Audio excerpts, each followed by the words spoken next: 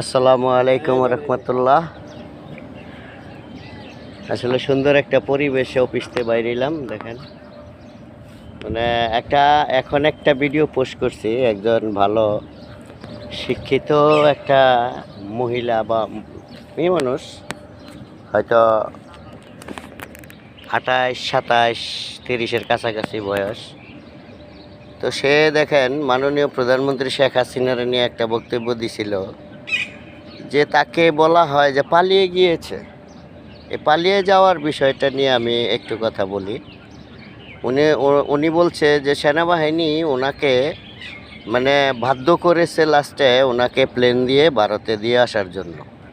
ওনারা কিন্তু একটা প্রটোকলের মাধ্যমে ভারত আর যে কোনো রাষ্ট্রই হোক নিয়ে দিয়ে আসছে বিষয়টা।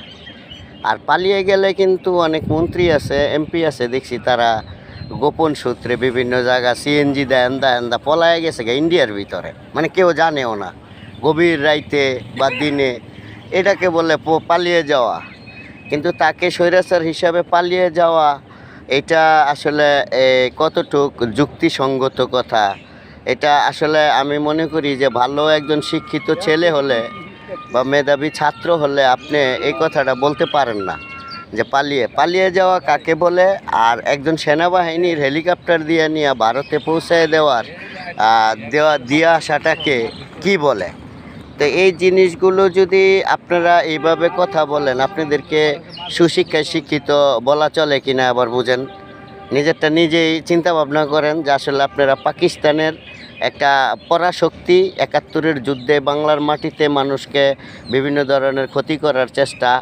এখন পর্যন্ত এই 50 বছরেও আপনারা দেখা গেছে ওই পরাশক্তির নাতিপুতিকেও কানে কানেও কইয়া গেছে যে মুক্তিযুদ্ধের বিপক্ষে কাজ করবা। তাই এনসিপি গ্রুপের যে বর্তমান এই যে কিলকনি খাইতেছে, এই যে তারে যে এই দাঁত ভাঙ্গা লাইছে মাইরা, এরা তো এটা মারা হয় নাই, তারে মারতে হবে মানে আর কঠিনভাবে।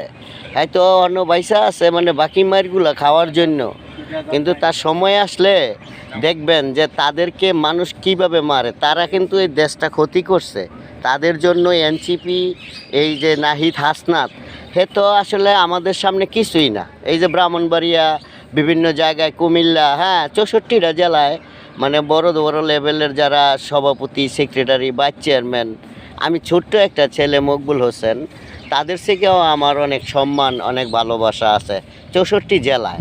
তাও তো আমি বলি না যে আমি এই হয়ে গেছি, সে হয়ে গেছি। আমার সম্পর্ক, আমি জনগণের সাথে, জনগণ